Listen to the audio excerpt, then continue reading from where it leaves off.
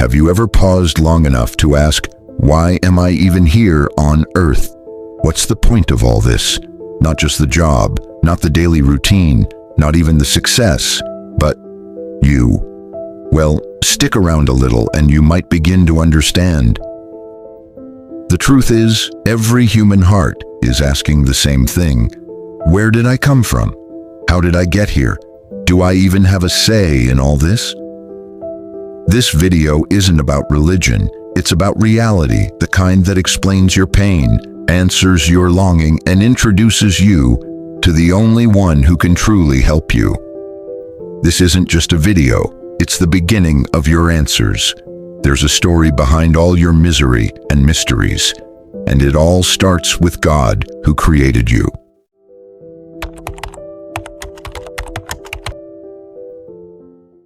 In the beginning of time, there was God, not religion, no noise or even sound, just God, complete in love, power, and glory.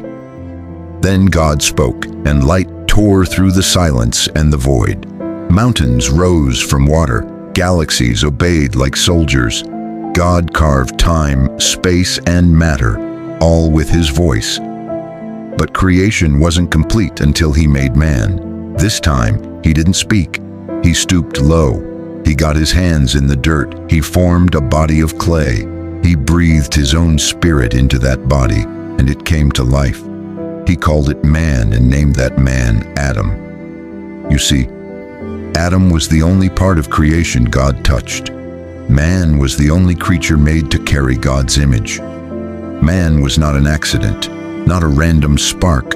Man was intentionally designed by the hands of God to look like God, think like God, love like God, live with God. The world you see today was once perfect. No sickness, no death, no fear, just peace. God was walking with man in a garden, face to face. But something happened, something brutal, and it changed everything.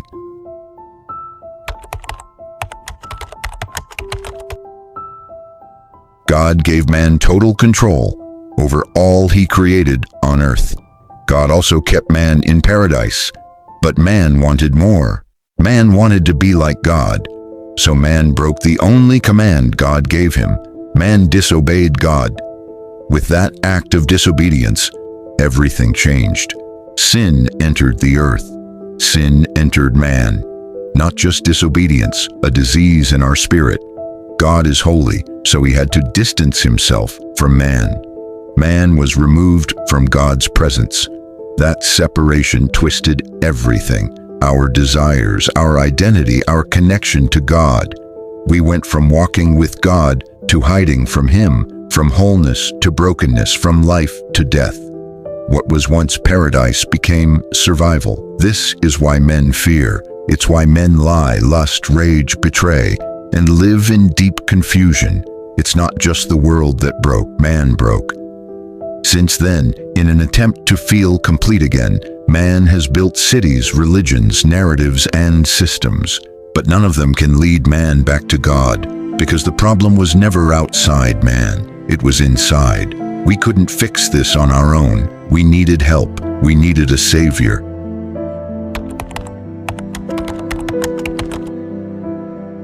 Man wasn't just broken, man was spiritually dead. No ritual could raise him, no good deeds could save him. So God planned and sent his only son. God stooped low once again. It was the greatest act of love.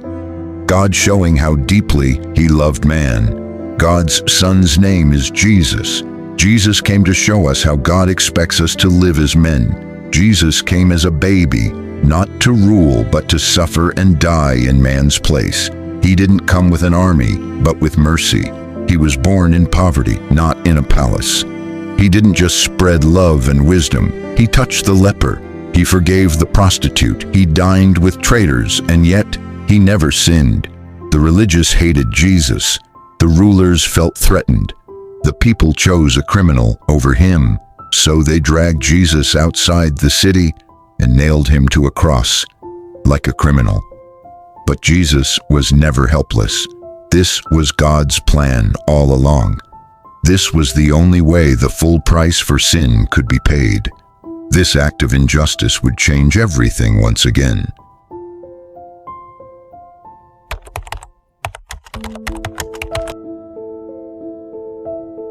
The story didn't end with blood on the cross. Jesus died, they buried him, and darkness celebrated. The world moved on. But they buried an innocent man, not just any man, but the Son of God. On the third day, he resurrected. The gravestone rolled away. A once dead man breathed again, not spiritually, not symbolically, physically, literally, eternally. Death couldn't hold him. Hell couldn't stop him. Jesus Christ walked out of his own grave. The resurrection wasn't just a miracle. It was a declaration. Sin is defeated. Death is crushed. Darkness is broken forever. Hundreds saw him alive. Some touched his scars. Some ate with him. And he's still alive today. Jesus is calling you, not into religion, but into his resurrected life.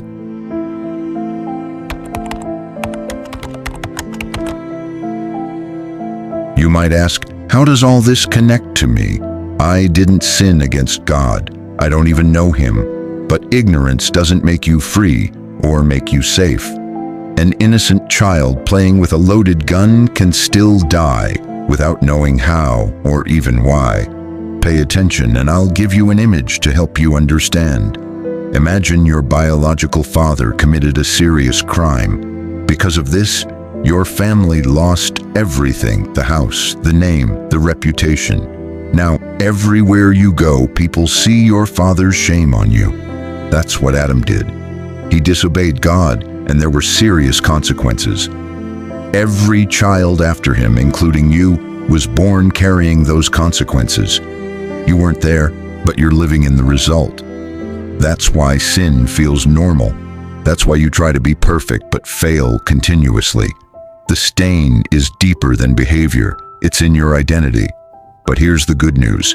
Jesus came to give you a new family, a new name, a new home, a new start. You were born into Adam's failure, but you can be reborn into Jesus' success, reborn into his freedom and power. Because if Adam could cause you suffering and pain, then Jesus, the second Adam, can take it all away.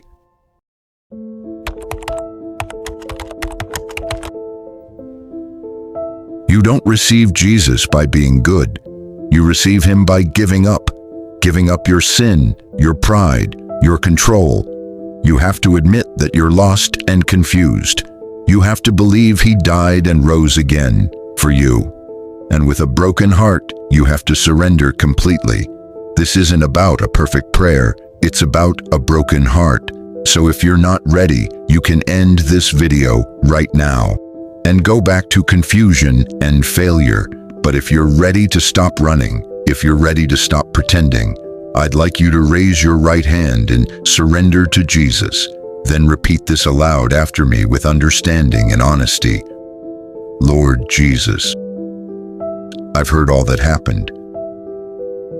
I'm a sinner.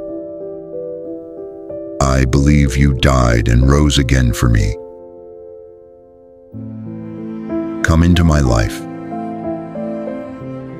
and take control of all that concerns me.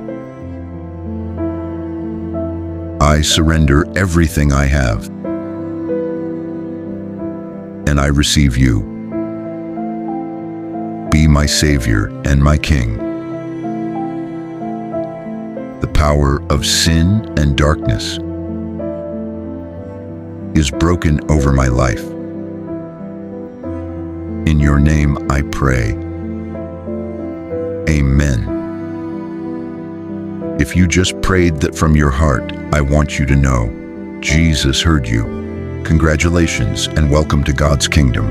Heaven just made room for one more, for you.